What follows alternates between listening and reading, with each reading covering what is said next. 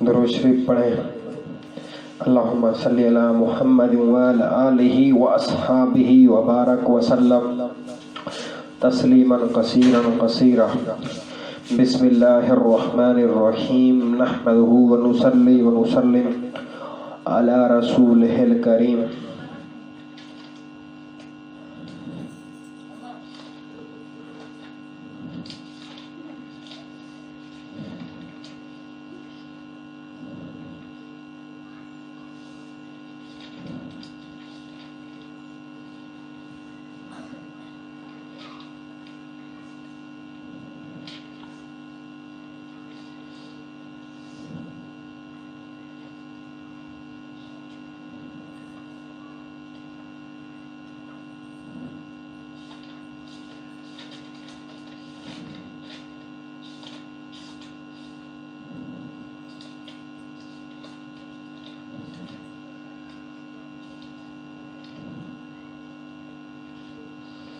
حضرت عبدالوحید بن زید رحمۃ اللہ علیہ جو مشائخ کے چشتیہ میں مشہور بزرگ ہیں، فرماتے ہیں کہ میں 3 رات تک مسلسل یہ دعا کرتا رہا کہ یا اللہ جنت میں جو میرا رفیق ہو اس کی مجھے دنیا میں ملاقات کرا دے۔ 3 دن کے بعد مجھے بتایا گیا کہ تیرا ساتھی میمونہ سودا رحمۃ اللہ علیہ جو ایک حبشی عورت تھی، اتنی کالی کہ ان کا لقب ہی سودا سواد ہو گیا۔ میں نے پوچھا کہ وہ کہاں ملے گی؟ مجھے بتایا گیا کہ وہ کوفہ کے فلاں قبیلے میں ہے۔ میں ان سے ملنے چل دیا۔ کوفہ پہنچ کر میں نے اس کا حال دریافت کیا۔ مجھے بتایا گیا کہ وہ بکریاں چرایا کرتی ہیں، فلاں جنگل میں ہے۔ میں اس جنگل میں پہنچا، وہ ایک روڑی اڑے نماز پڑھ رہی تھی۔ ان کے قریب ہی بکریاں اور بھیڑیاں اکٹھے چڑھ رہے تھے۔ جب میں پہنچا تو انہوں نے اپنے نماز کو مختصر کر کے سلام پھیرا اور سلام پھیرنے کے بعد کہنے لگی، عبدالوحید آج نہیں، آج تو چلے جاؤ، ملاقات کا وعدہ کل کو قیامت میں ہے۔ میں نے ان سے کہا کہ اللہ تم پر رحم فرمائے، تمہیں کس طرح معلوم ہوا کہ میں عبدالوحید ہوں؟ کہنے لگی تمہیں معلوم نہیں کہ روحانی ازل میں سب ایک لشکر کی طرح مجتمع تھے جن کا وہاں آپس میں تعارف ہو گیا، ان کا یہاں بھی تعارف ہو جاتا ہے۔ یہ ایک حدیث پاک کا مضمون ہے جو مشہور حدیث ہے۔ میں نے ان سے کہا کہ مجھے کوئی نصیحت کر دیں۔ کہنے لگی بڑی تعجب کی بات ہے، جو خود وضع ہو وہ دوسرے سے نصیحت کی درخواست کرے۔ تم تو خود ہی بڑے واضح ہو۔ اس کے بعد انہوں نے کہا کہ مجھے بزرگوں سے یہ بھی بات پہنچی ہے کہ جس بندے کو حق تعالی شانو دنیا کی کوئی نعمت، مال و دولت وغیرہ عطا فرمائے، وہ شخص پھر بھی اس کی طلب میں لگا رہے تو حق تعالی شانو اس شخص سے اپنے ساتھ تنہائی کی محبت ظاہر کر دیتے ہیں اور اپنے سے قرب کے بجائے اپنے سے بود اس پر مسلط کر دیتے ہیں اور اپنے ساتھ اس کے بجائے اپنی وحشت اس پر سوار کر دیتے ہیں۔ اس کے بعد انہوں نے 5 شعر پڑھے جن کا ترجمہ یہ ہے، اے وضع تو لوگوں کو وضع نصیحت اور تنبیہ کے لیے کھڑا ہوتا ہے، تو لوگوں کو گناہ سے روکتا ہے حالانکہ تو خود ان گناہوں کا بیمار ہے، ان میں مبتلا ہے۔ اگر تو دوسروں کو نصیحت سے پہلے اپنی اصلاح کر لیتا، اپنے گناہوں سے توبہ کر لیتا تو تیرے کہنے کا ان کے دلوں پر اثر پڑتا، لیکن جب تو ایسی حالت میں دوسروں کو منع کرتا ہے تو خود ان میں مبتلا ہے، تو اپنے اس منع کرنے میں خود شک میں ہے۔ اور جس کو خود کسی بات میں تردد ہو وہ دوسرے کو زور سے کیا کہہ سکتا ہے؟ میں نے پوچھا کہ تمہارے بکریاں بھیڑوں کے ساتھ ہی چل رہی ہیں، بھیڑا ان کو کچھ کہتا نہیں؟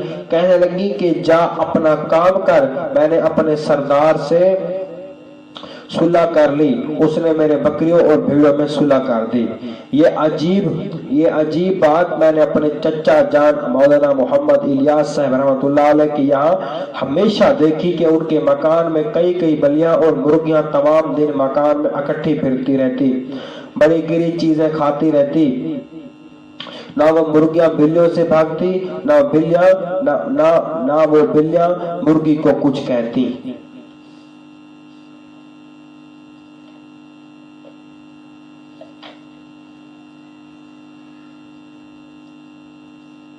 ایک حدیث میں ہے جو شخص بھوکا ہو یا محتاج ہو اور اپنی حاجت کو لوگوں سے چھپائے تو اللہ تعالیٰ کے ذمہ ہے کہ اس کو 1 سال کی روزی حلال طریقے سے عطا فرمائیں گے۔ حضرت حذیفہ رضی اللہ عنہ فرماتے ہیں کہ حضور صلی اللہ علیہ وسلم کو جب بھی کوئی اہم چیز پیش آتی تو نماز کی طرف متوجہ ہو جاتے۔ حضور صلی اللہ علیہ وسلم کا ارشاد ہے کہ پہلے انبیاء علیہ السلام کو جب بھی کوئی مشکل پیش آتی تو وہ نماز میں مشغول ہوتے۔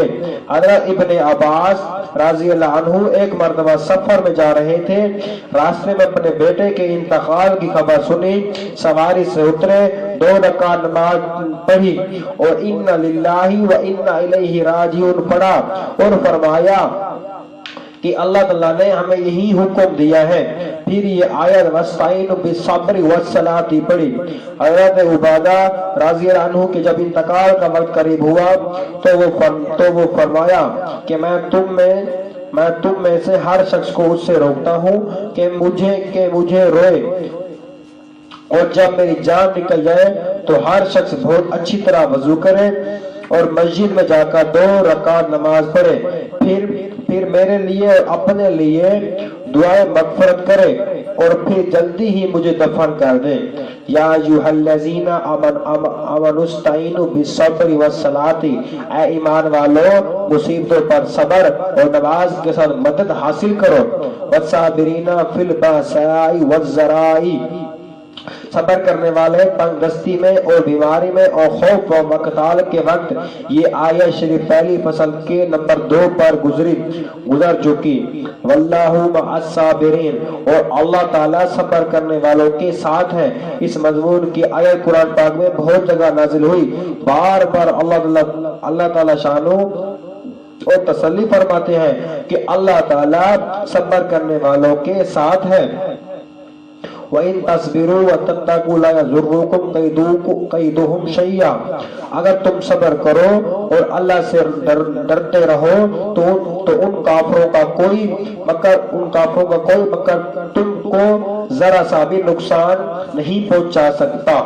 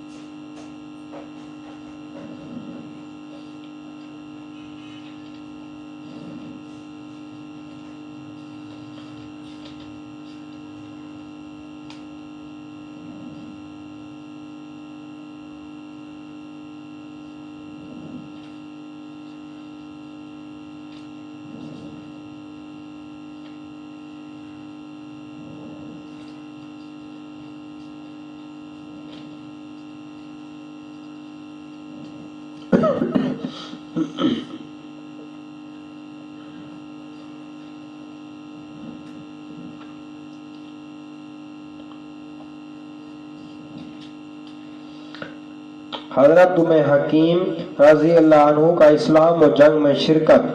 حضرت ام حکیم رضی اللہ عنہ بن حارث جو اکرامہ بن ابی جہل رضی اللہ عنہ کی بیوی تھی اور کفار کی طرف سے احد کی لڑائی میں بھی شریک ہوئی تھی۔ جب مکہ مکرمہ فتح ہو گیا تو مسلمان ہو گئے۔ خاوند سے بہت زیادہ محبت تھی مگر وہ اپنے باپ کے اثر کی وجہ سے مسلمان نہیں ہوئے تھے، اور جب مکہ فتح ہو گیا تو یمن بھاگ گئے تھے۔ انہوں نے حضور صلی اللہ علیہ وسلم سے اپنے خاوند کے لیے امن چاہا اور خود یمن پہنچے۔ خاوند کی بڑی مشکل سے واپس آنے پر راضی کیا اور کہا کہ محمد صلی اللہ علیہ وسلم کی تلوار سے ان کے دامن ہی میں پناہ مل سکتی ہے، تو میرے ساتھ چلو۔ وہ مدینہ طیبہ واپس آ کر مسلمان ہوئے اور دونوں میاں بیوی خوش خوب رہے۔ پھر حضرت ابوبکر صدیق رضی اللہ عنہ کے زمانہ خلافت میں جب روم کی لڑائی ہوئی تو اس میں اکرام رضی اللہ عنہ بھی شریک ہوئے اور یہ بھی ساتھ تھی۔ حضرت اکرامہ رضی اللہ عنہ اس میں شہید ہو گئے تو خالد بن سعید رضی اللہ عنہ نے ان سے نکاح کر لیا اور اسی سفر میں معراج سفر ایک جگہ کا نام ہے، وہاں رخصتی کا ارادہ کیا۔